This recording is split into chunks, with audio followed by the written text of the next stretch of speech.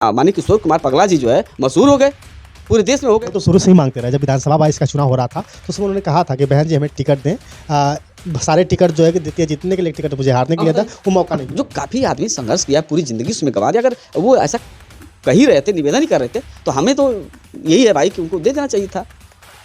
चलिए, जो है कि बहन जी ने साफ कहा था कि ईवीएम में धांधली की वजह से सरकार उन्होंने कहा था कि अगर आप सत्ता में आना चाहते हैं तो एक बार, चाहे हमसे लड़ना चाहते हैं तो एक बार बैलेट पेपर से चुनाव करा के देख लीजिए। तो सिर्फ कहने से होगा या करने से होगा? देखिए, बहन जी पूरे देश की नेता हैं।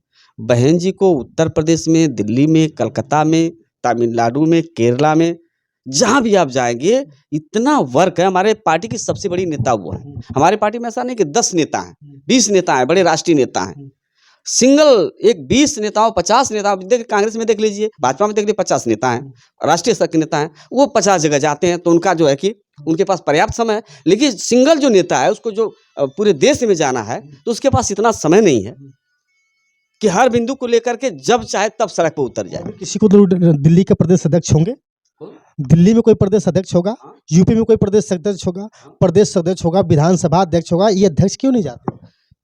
बहन जी बसपा बहुजन समाज पार्टी के जो प्रदेश के जो नेता हैं, बहन जी के निर्देश पर ये हर समय विरोध करते हैं। चाहे जिला पर हो, जब जिला पर धरना प्रदर्शन होता है, चाहे स्टेट में धरना प्रदर्शन होता है, तो एक बार कभी भी सुन लीजिएगा, जब कार्यक्रम होता है तो उसमें ईवीएम में वो विरोध करते हैं। अब आखिर कहीं ऐसा तो नहीं कि बहन जी को अब नेता मानना छोड़ दिया है? क्योंकि जब से चंद्रशेखर आजाद जी आए हैं, क्या असर पड़ा है कि नहीं पड़ा है, आप बताइए। देखिए, एक बात आपने बहुत अच्छा सवाल किया।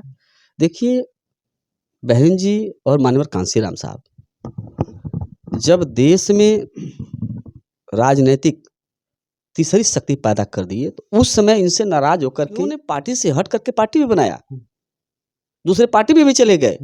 लेकिन इनके संगठन का, इनके पार्टी का इतना असर नहीं पड़ा कि बसपा का वोट घट जाए।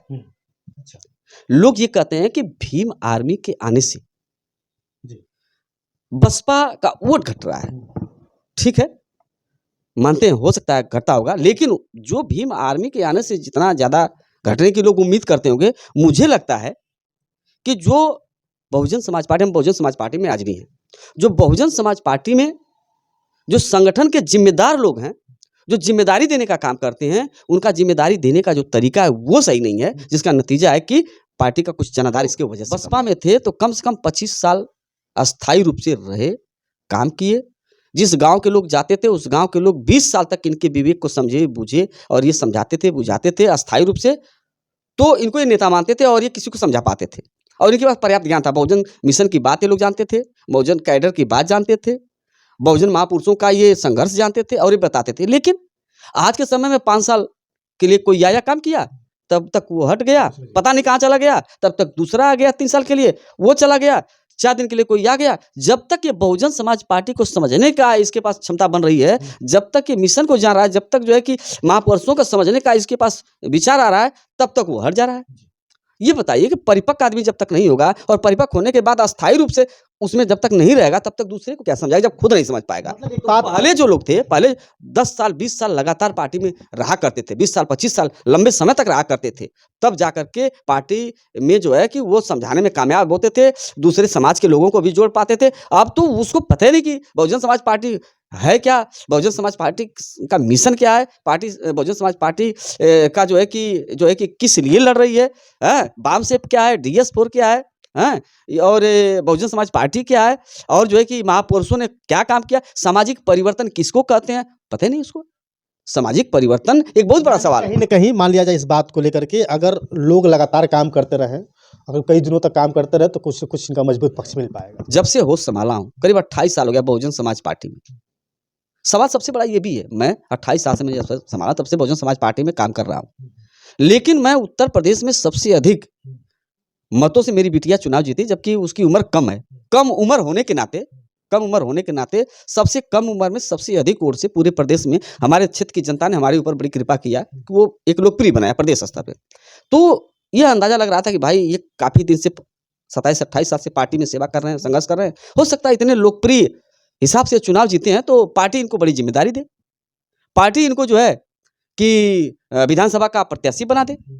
लेकिन मुझे कोई बधाई तक नहीं दिया, जबकि आज भी मैं पार्टी में हूँ, कहीं पार्टी का विरोध भी नहीं ये आपका रोना है, है। ये आपका रोना है। मुझे दुख है इस बात का, और मेरा ही नहीं, हमारे प्रथम जिलाध्यक्ष माननीय विक्रमाराम साहब हैं, उनको भी जिम्मेदारी मिल जाती, वो भी वर्क करते हैं, वही मऊ में पड़े हुए हैं बेचारे, जबकि वो रात दिन उनका गाना लेकर के किशोर कुमार पगला पूरे देश में मशहूर हो गया। माननीय किशोर कुमार पगला जी जो है मशहूर हो गए, पूरे देश में हो वो गए। तो शुरू से ही मांगते रहे, जब विधानसभा वाइस का चुनाव हो रहा था तो उसमें उन्होंने कहा था कि बहन जी हमें टिकट दें, सारे टिकट जो है कि देती है, जीतने के लिए टिकट मुझे हारने के लिए था, वो मौका नहीं जो काफी आदमी संघर्ष किया, पूरी जिंदगी उसमें गंवा दिया, अगर वो ऐसा कह ही रहे थे, निवेदन ही कर रहे थे, तो हमें तो यही है भाई कि उनको दे देना चाहिए था। चलिए अब हम बातचीत बंद करते हैं। अब बातचीत कैसी लगी है? नेताजी चिरैया कोट के थे जो बसपा में लगातार कई सालों से लगातार मेहनत कर रहे हैं, फिर भी बहुजन समाज पार्टी नहीं समझ रही है, इनका रोना भी है, फिर भी कोशिश है कि सब बहन जी आए। बहुत बहुत धन्यवाद, शुक्रिया।